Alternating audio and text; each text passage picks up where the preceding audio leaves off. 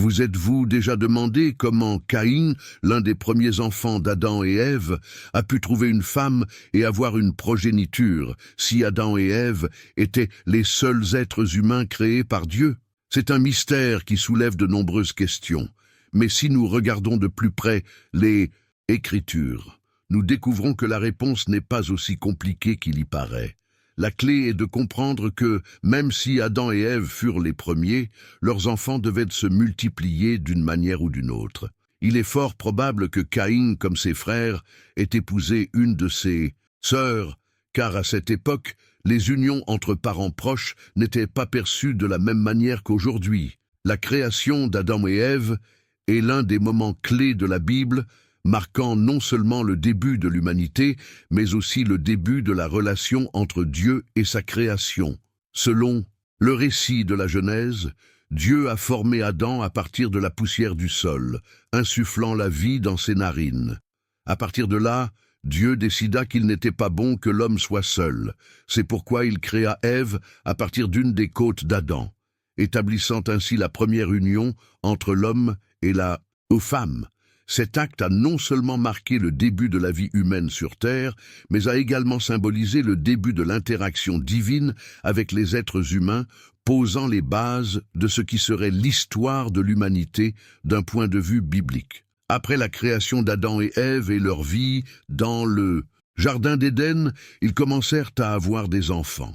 Parmi eux se trouvaient Caïn et Abel, deux frères qui ont grandi dans un environnement marqué par la pureté de la création originelle, mais qui allaient bientôt affronter les premiers défis de l'humanité. Caïn se consacra à l'agriculture, cultivant la terre, tandis qu'Abel choisit d'être berger et de prendre soin de ses troupeaux.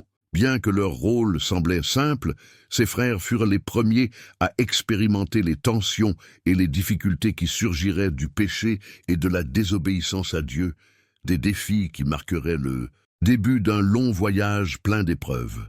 Au fil du temps, Caïn et Abel décidèrent de faire des offrandes à Dieu en signe d'adoration et de gratitude. Caïn présentait les fruits de la terre, tandis qu'Abel offrait le meilleur de son troupeau, sacrifiant les parties les plus grasses et les plus précieuses de ses brebis. Cet acte de dévotion a été accompli avec un cœur sincère, reflétant le dévouement et l'excellence d'Abel dans sa relation avec Dieu. Cependant, le Seigneur a accepté l'offrande d'Abel, mais pas celle de Caïn. Bien que la Bible ne précise pas la raison exacte, elle pense que la différence réside dans l'attitude et la qualité des offrandes. Abel a donné le meilleur de ce qu'il avait, tandis que Caïn a présenté quelque chose de moins significatif, indiquant que la disposition du cœur et la sincérité étaient ce qui comptait vraiment.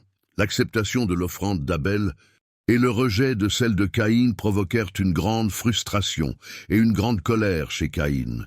Son cœur, plein de découragement, commença à se transformer en envie et en ressentiment envers son frère. Dieu, remarquant l'agitation émotionnelle de Caïn, lui donna un avertissement crucial. Le péché le guettait, et s'il ne contrôlait pas sa colère, il tomberait dans la tentation. Dieu lui a offert une opportunité de réflexion et de repentance, l'avertissant qu'il avait le pouvoir de maîtriser ses sentiments et d'éviter la chute. Cette intervention divine n'était pas seulement un appel au calme, mais aussi une tentative de guider Caïn, afin qu'il ne se laisse pas consumer par la colère et la haine, qui l'entraîneraient sur un chemin destructeur. Consumé par la colère et l'envie, Caïn invite Abel à aller sur le terrain, loin des regards des autres. Dans cet environnement isolé, la tension entre les frères s'est accrue. Finalement, Caïn, submergé par ses émotions négatives, attaqua Abel et le tua. Cet acte de violence fut le premier décès enregistré dans l'histoire de l'humanité, un événement qui introduisit une nouvelle dimension de péché et de souffrance dans le monde que Dieu avait créé, modifiant pour toujours la relation de l'humanité avec lui. La mort d'Abel a non seulement marqué le premier homicide, mais a également laissé une marque profonde dans l'histoire, montrant les conséquences dévastatrices de céder à la colère et au péché.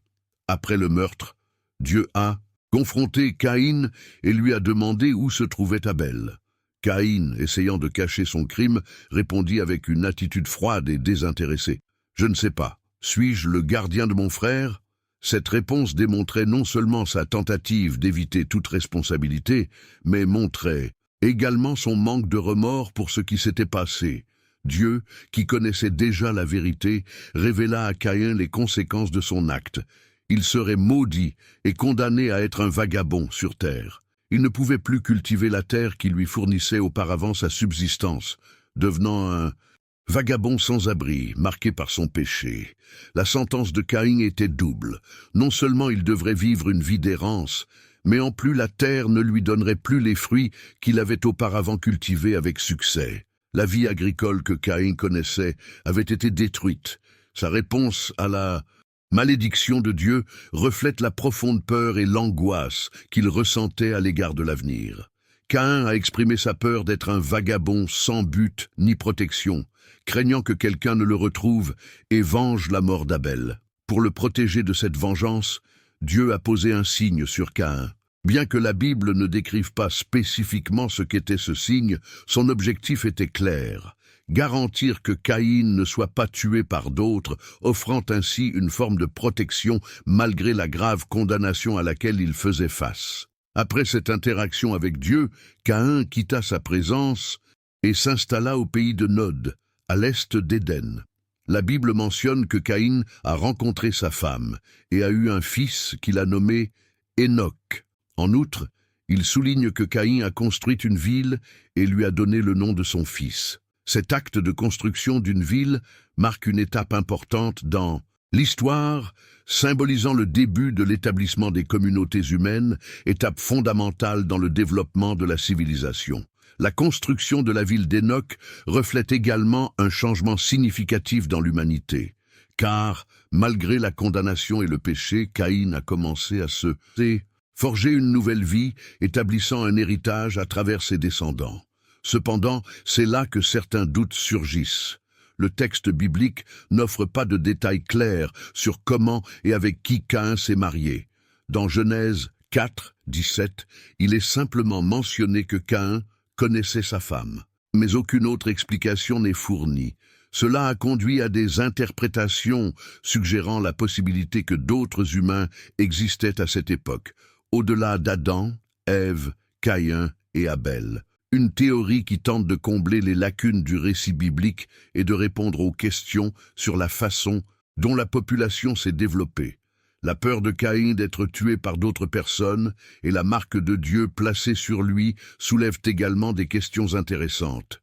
Si seulement Adam et Ève existaient en tant que premiers êtres humains, d'où venaient ces autres personnes que Caïn craignait? La Bible ne donne pas de réponse claire, ce qui ouvre la porte à différentes interprétations sur l'expansion de l'humanité à cette époque primitive. Dans Genèse 4, 14, Caïn dit « Voici, aujourd'hui tu m'as chassé de la surface de la terre, et je me cacherai loin de ta présence, et je serai un errant et un fugitif dans le pays, et quiconque me trouvera va me tuer. » Cette crainte est intrigante car elle suggère l'existence d'une population suffisamment nombreuse pour que Caïn craigne d'être retrouvé et puni par d'autres. Si seulement Adam, Ève, Caïn et Abel existaient, qui seraient ces personnes que Caïn craignait? Ce verset soulève une question cruciale sur l'expansion de l'humanité à cette époque primitive. Dans le verset suivant, Dieu répond à Caïn « Il n'en sera pas ainsi. Quiconque tuera Caïn sera vengé 7 fois. » Cela indique que bien que Caïn ait été marqué pour son crime, Dieu lui a accordé une protection spéciale contre ceux qui voulaient le venger, suggérant qu'il y avait déjà une population suffisante pour que Caïn craigne des représailles. Ce passage renforce l'idée qu'il y avait d'autres personnes sur terre, conduisant à des interprétations qui tentent d'expliquer comment se sont développées les premières générations humaines. L'expression « Caïn sera vengé 7 fois », suivie du signe que Dieu a placé sur Caïn pour le protéger, suggère une plus grande population sur terre. Le fait que Caïn craignait d'être retrouvé et tué, et que Dieu soit intervenu pour assurer sa protection, indique l'existence d'autres personnes qu'Adam, Ève et leurs enfants. Cette intervention divine est significative, car elle montre que même après son crime, Caïn n'était pas seul au monde. Cette évidence nous amène à considérer que la terre aurait pu déjà être habitée par une population plus importante au-delà de la famille d'Adam et Ève. Le souci de Caïn pour sa sécurité et la protection divine qu'il reçoit suggèrent une coexistence de différents groupes humains. Cela ouvre la possibilité qu'en plus d'Adam et Ève, Dieu ait pu créer d'autres êtres humains de manière indépendante, ce qui aiderait à expliquer l'expansion précoce de l'humanité. Les partisans de cette théorie soutiennent que pour expliquer l'expansion rapide de la population humaine mentionnée dans la Bible, il faudrait un nombre important d'individus, ce qui serait difficile à réaliser avec les seuls fils et filles d'Adam et Ève. Cette interprétation tente de réconcilier le récit biblique avec les preuves archéologiques et anthropologiques, suggérant la présence de communautés humaines plus importantes dans les temps anciens. Des découvertes telles que des sociétés complexes et des vestiges d'établissements humains datant de périodes anciennes semblent soutenir l'idée d'une population plus large. Cependant, il est important de noter que cette théorie reste spéculative et n'a aucun support explicite dans le texte biblique. Le récit de la Genèse se concentre sur l'histoire de la famille d'Adam et Ève, sans mentionner directement d'autres groupes humains contemporains. La Bible ne fournit pas plus de détails sur la création des êtres humains en dehors de la famille primordiale, limitant la discussion à un récit plus spécifique axé sur cette lignée généalogique. Par conséquent, bien que cette théorie cherche à aligner le récit biblique sur les découvertes scientifiques, elle n'est pas confirmée par le texte sacré et reste une hypothèse débattue parmi les érudits et les théologiens. Au lieu de cela, la théorie la plus acceptée est que Caïn aurait pu épouser une sœur ou une nièce, ce qui serait basé sur les pratiques culturelles et le contexte de l'époque décrit dans la Bible. Le récit biblique de la Genèse ne précise pas qu'Adam et Ève n'ont eu pour enfants que Caïn et Abel. En fait, dans Genèse 4:1, Ève dit « J'ai acquis un homme, qui avec l'aide du Seigneur », en référence à Caïn, mais il n'y a pas de déclaration similaire après la naissance d'Abel. Cela suggère qu'Adam et Ève ont probablement eu d'autres enfants entre ces événements, ce qui offrirait une explication plus cohérente sur la manière dont Caïn aurait pu trouver une épouse. L'absence de mention explicite d'autres fils et filles entre Caïn et Abel a conduit certains érudits et théologiens à spéculer qu'Adam et Ève auraient pu avoir une descendance plus nombreuse que ce qui est directement raconté dans le texte biblique.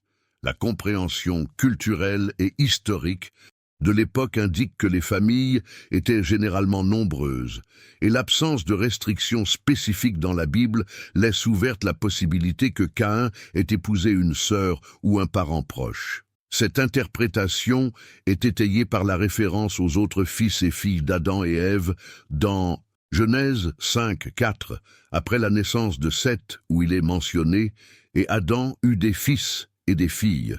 Cette affirmation suggère que la descendance d'Adam et Ève était plus large que les enfants mentionnés individuellement, ce qui renforce l'idée que le texte biblique ne limite pas la famille d'Adam et Ève au seul Caïn, Abel et Seth. En ce sens, le récit permet une interprétation plus large de l'étendue de sa famille. Il est important de noter qu'en l'absence d'une population significative en dehors de la famille d'Adam et Ève, l'idée selon laquelle Caïn aurait épousé une sœur est présentée comme une explication plausible pour assurer la continuité de l'humanité dans le contexte culturel et temporel du récit biblique. Dans les temps primitifs, le mariage entre frères et sœurs ou entre parents proches était non seulement acceptable, mais également considéré comme nécessaire à l'expansion de l'humanité. Cette interprétation est cohérente avec les circonstances uniques de l'humanité primitive telles que décrites dans la Bible. À ce stade précoce, il n'existe aucune interdiction explicite du mariage entre frères et sœurs, ce qui rend cette option logique dans le cadre du récit biblique. Par conséquent, l'histoire de Caïn épousant une sœur correspond aux normes de l'époque et ne contredit pas ce qu'établit le texte biblique. Au contraire, la Bible présente plusieurs exemples de mariage entre parents proches. Un cas notable est celui des fils de Noé, qui, après le déluge, furent les seuls survivants et durent se marier entre eux ou avec leurs sœurs pour repeupler la terre, faute d'autres personnes disponibles. Ce fait met en évidence la nécessité de telles unions aux premiers jours de l'humanité. Un autre exemple pertinent est le mariage d'Abraham avec Sarah, sa demi-sœur. La Bible le confirme dans Genèse 20, 12, où il est mentionné qu'Abraham et Sarah partageaient le même père, étant demi-frères et sœurs. À cette époque, les mariages entre parents proches, comme les demi-frères et sœurs, étaient socialement acceptés et, dans de nombreux cas, nécessaires pour assurer la continuité de la lignée familiale. Isaac, le fils d'Abraham, suivit également cette tradition en épousant Rebecca, qui était sa cousine germaine. Le mariage entre cousins était courant et reflétait les normes sociales des temps anciens. De même, Jacob, le petit-fils d'Abraham, a épousé ses cousines Léa et Rachel, ce qui démontre également à quel point ces mariages étaient une pratique acceptée et nécessaire dans ce contexte culturel. Ces mariages, bien qu'ils puissent paraître inhabituels aujourd'hui, étaient des pratiques courantes et acceptées dans le contexte culturel et historique de l'époque. Il est important de noter que les lois interdisant le mariage entre parents proches, comme celles que l'on trouve dans la loi mosaïque, ont été établies longtemps après ces événements, environ 2500 ans après la création d'Adam et Ève. Ces lois qui font partie de l'alliance donnée à Moïse ont introduit des normes éthiques et sociales plus strictes, reflétant une évolution des normes culturelles de l'humanité. Au fil du temps, les sociétés sont devenues plus complexes et la nécessité de maintenir la santé génétique et l'ordre social au moyen de restrictions juridiques est apparue, conduisant à l'interdiction des mariages entre parents proches. Cette transition montre comment les normes sociales s'adaptent pour protéger l'intégrité et le bien-être des générations futures. Le récit biblique se concentre souvent sur l'histoire de Caïn et de deux des enfants les plus connus d'Adam et Ève. Il est intéressant d'observer comment les traditions juives et chrétiennes ont souvent tendance à laisser les histoires des personnages secondaires à l'arrière-plan, donnant plus d'importance aux récits les plus dramatiques et les plus significatifs. Cette tendance obscurcit parfois la présence et le destin des autres fils et filles de cette première famille humaine, créant un fossé dans la compréhension de leurs expériences et de leur vie, qui ont également été importantes dans la construction du récit de l'humanité.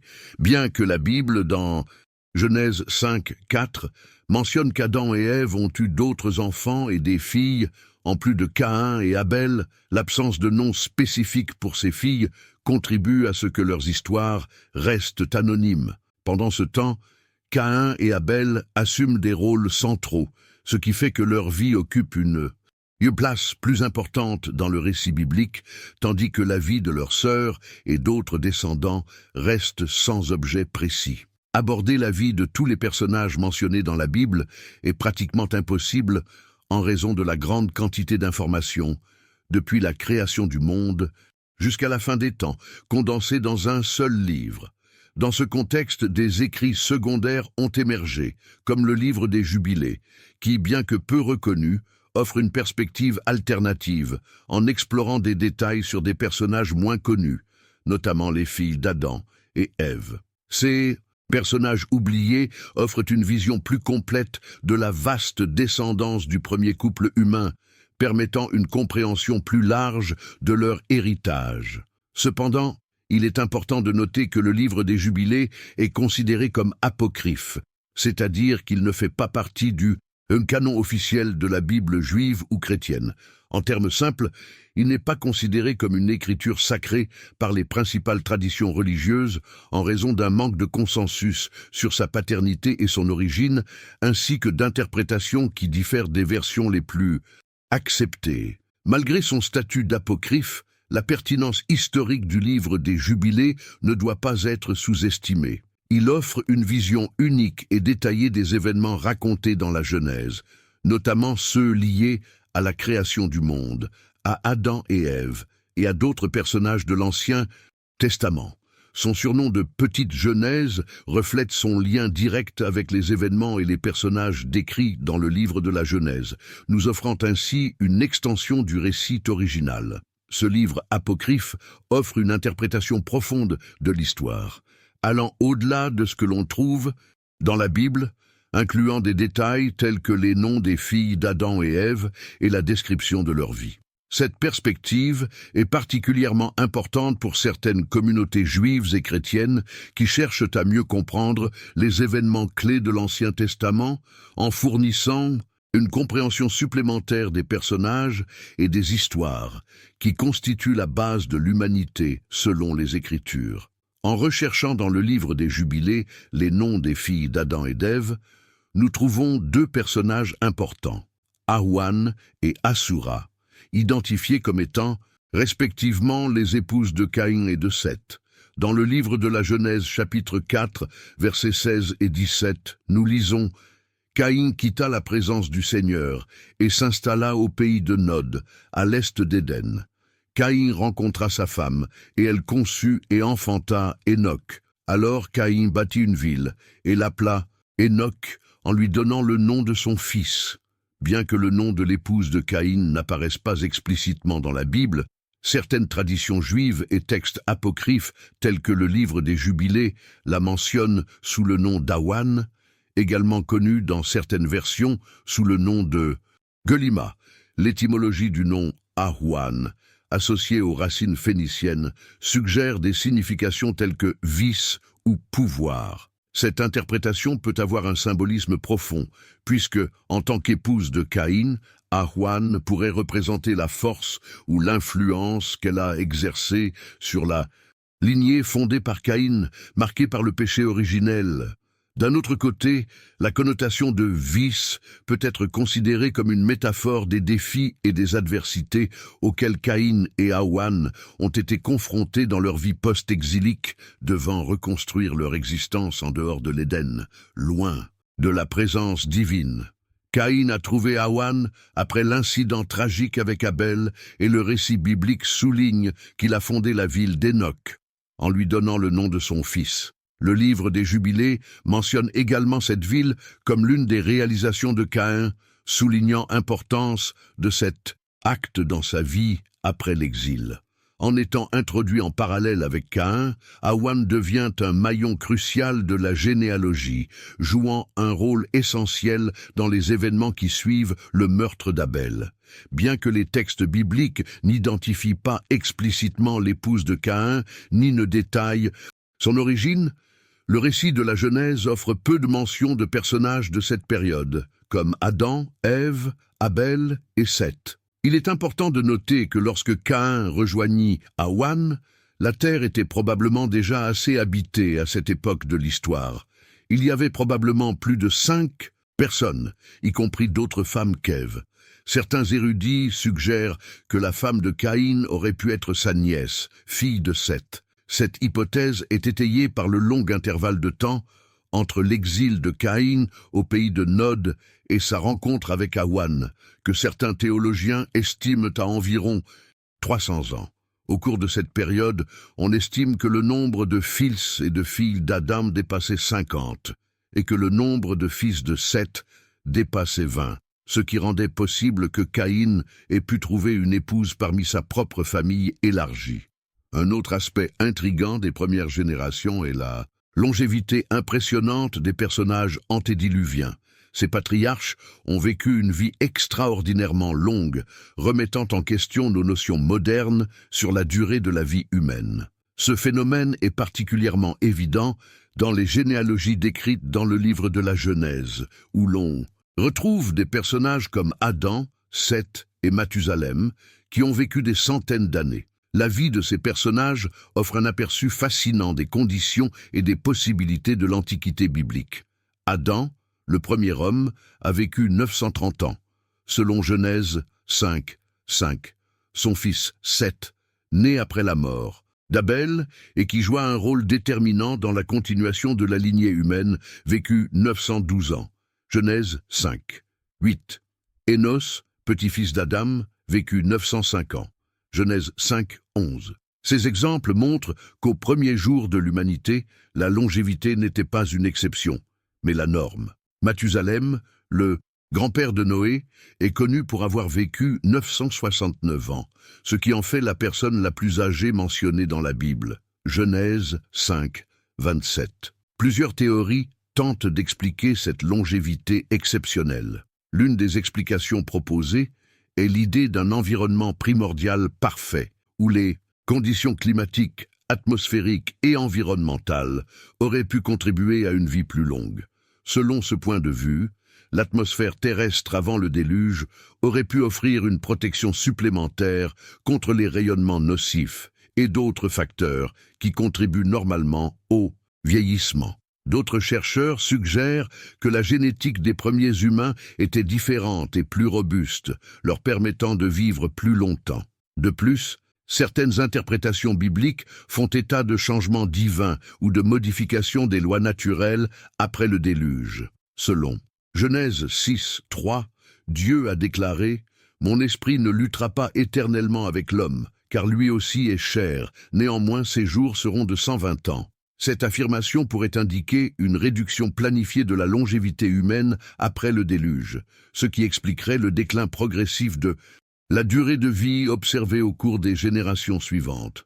Après le déluge, l'âge des personnages bibliques diminue considérablement. Abraham, par exemple, a vécu jusqu'à 175 ans. Genèse 25, 7. Et Moïse, l'un des personnages les plus connus de l'Ancien Testament, a vécu jusqu'à 120 ans. Deutéronome 34, 7. Ce déclin progressif peut être attribué à plusieurs facteurs, notamment aux changements dans les conditions environnementales, génétiques et spirituelles, qui ont entraîné une durée de vie plus courte pour les générations suivantes. La modification des conditions environnementales après l'inondation a sans aucun doute eu un impact significatif sur la longévité des êtres humains. Par ailleurs, un autre facteur important qui pourrait avoir joué un rôle est le déclin progressif de la qualité génétique des générations successives, notamment en raison des mariages consanguins. Au premier stade de l'humanité, ces mariages entre frères et sœurs ou entre parents proches étaient non seulement nécessaires en raison de la rareté des personnes, mais étaient également pratiqués comme un moyen d'assurer la continuité de la lignée humaine.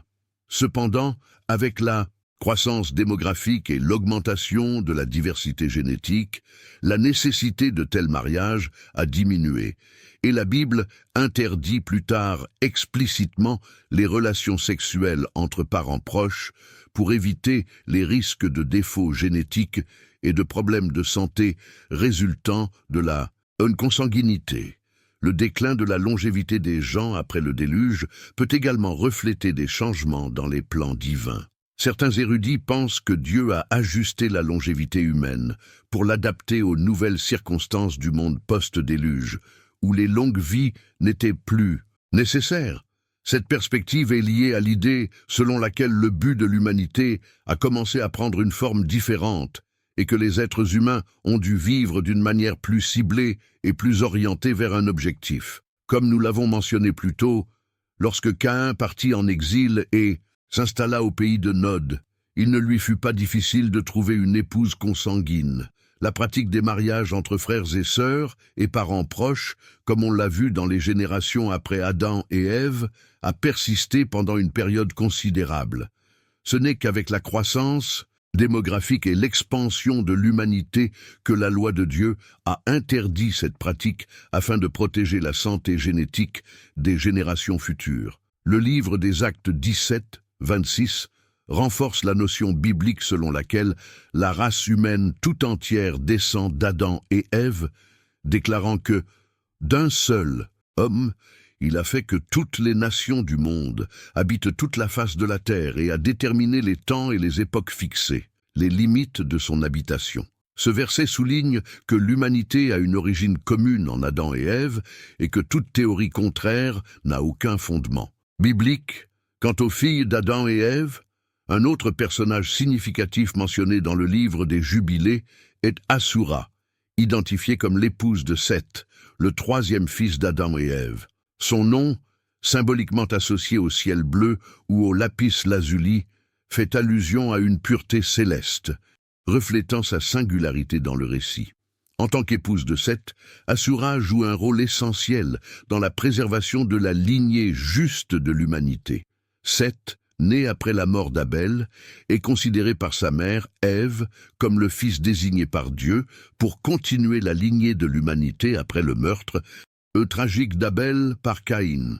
Selon certaines traditions, Assura fut initialement l'épouse d'Abel et après sa mort épousa Seth, contribuant ainsi avec sa descendance à la continuité de la lignée pieuse. La généalogie de Seth joue un rôle fondamental dans l'histoire biblique. Parmi ses descendants, l'un des plus importants est Énos, dont le nom signifie « homme faible ».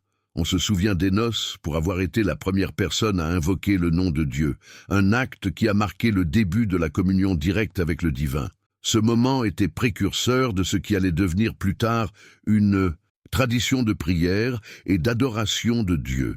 Un autre fils important de Seth était Enoch, qui se distinguait par sa proximité exceptionnelle avec Dieu, à tel point que, selon la Bible, il marcha avec Dieu et fut emmené au ciel sans connaître la mort. Genèse 5, 24. Enoch est un modèle de dévotion et de droiture, laissant une profonde marque dans l'histoire religieuse. Cependant, le personnage le plus important de la généalogie de Seth est Noé, l'homme juste qui a été choisi par Dieu pour préserver à la fois l'humanité et les animaux pendant le déluge.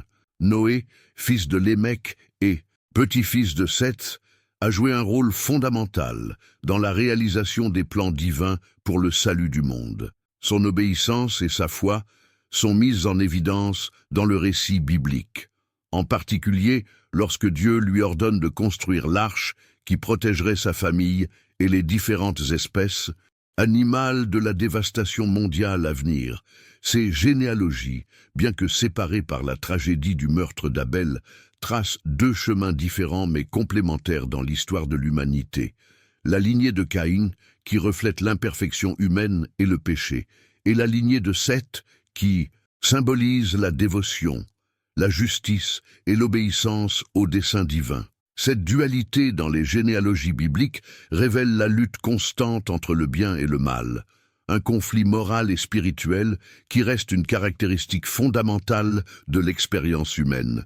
Il est important de rappeler que le livre des Jubilés est considéré comme apocryphe, ce qui signifie qu'il n'est pas officiellement reconnu par les grandes traditions religieuses et qu'il ne fait pas non plus partie du canon biblique.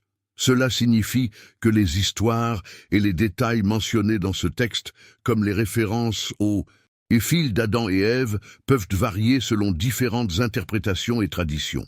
Cependant, la Bible ne prétend pas couvrir toute l'histoire de l'humanité ni tous les détails de la vie de chaque personnage mentionné. Son objectif est plutôt de se concentrer sur des messages essentiels concernant la foi, le salut et la relation avec Dieu, fournissant ainsi une base pour comprendre sa volonté dans la vie humaine, comme l'exprime Isaïe 55, 8-9. « Car mes pensées ne sont pas vos pensées, et vos voix ne sont pas non plus mes voix, dit l'Éternel. Comme les cieux sont plus hauts que la terre, ainsi mes voix sont plus hautes que vos voix, et mes pensées plus que vos pensées. » Ce passage nous rappelle que les plans de Dieu sont bien plus grands et plus profonds que ce que nous pouvons comprendre, et que bien que la Bible soit pleine d'enseignements et de sagesse divine, elle ne révèle pas tout sur son dessein éternel.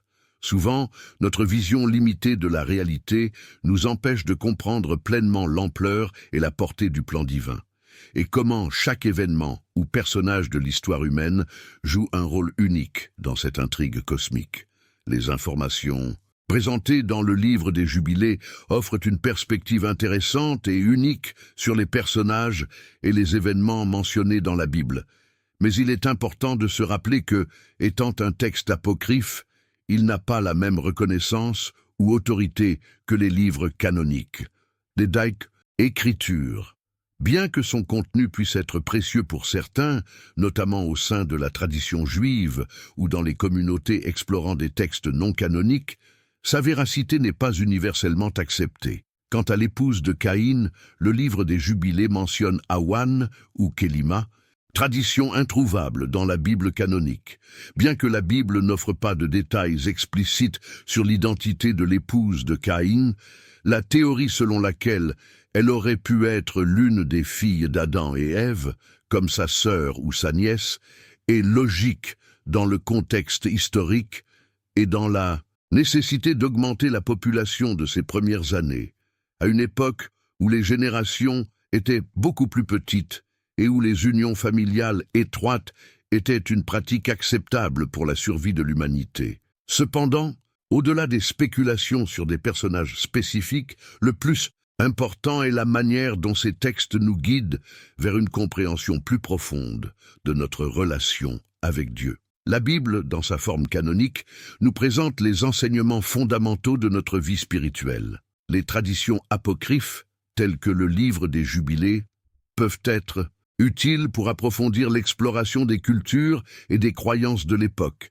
Mais nous devons toujours garder à l'esprit que la confiance en Dieu et la recherche de son amour et de sa sagesse sont essentielles. Ces textes, bien qu'intéressants, ne doivent pas détourner notre attention de ce qui compte vraiment: marcher dans la foi, obéir à ses commandements et vivre selon les principes que Jésus nous a enseignés. Merci d'avoir ouvert cet espace de réflexion et que Dieu continue de bénir votre chemin.